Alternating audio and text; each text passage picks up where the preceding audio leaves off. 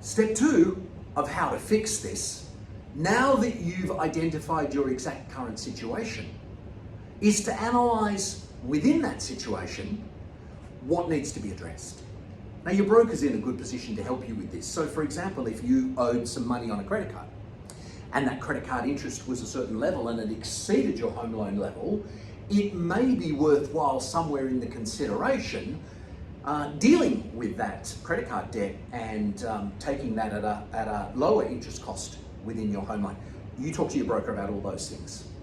Fundamentally, the part we just want you to understand here is what happens with your income, your tax, and your home loan, once you've got a home loan, yeah?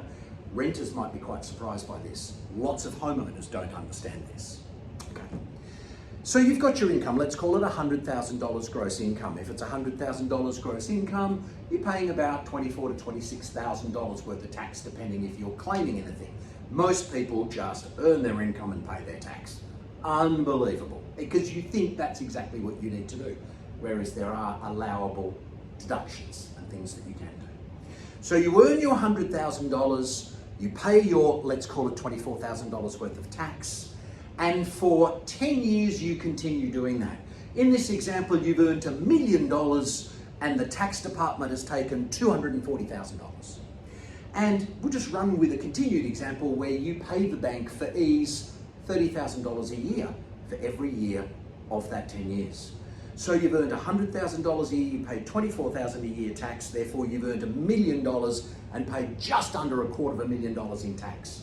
You've also sent, $300,000 to your bank. So the big question is, from the $1 million that you've earned and from the $240,000 that you've paid in tax, how much have you paid off your loan? How much additional equity do you have? $1 million, $250,000, $300,000 to the bank. Well, you've already done the maths, and you are probably $100,000 better off in that loan scenario from a straight maths perspective.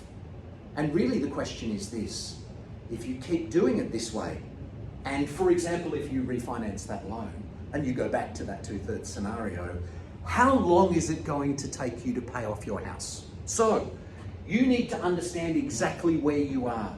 Now, most people go to work, they use their mind, they get paid to do so, they do a whole lot of clever things in the work, and if I went to your job, you would know how to do that and I would be able to catch on to all of that stuff. So if you're not spending 40 hours a week, or 40 minutes a week, or 4 minutes a week, reviewing your residential financial situation, cash flows, inflows, what could you be doing, how could you do it, can you save tax, how would all that work?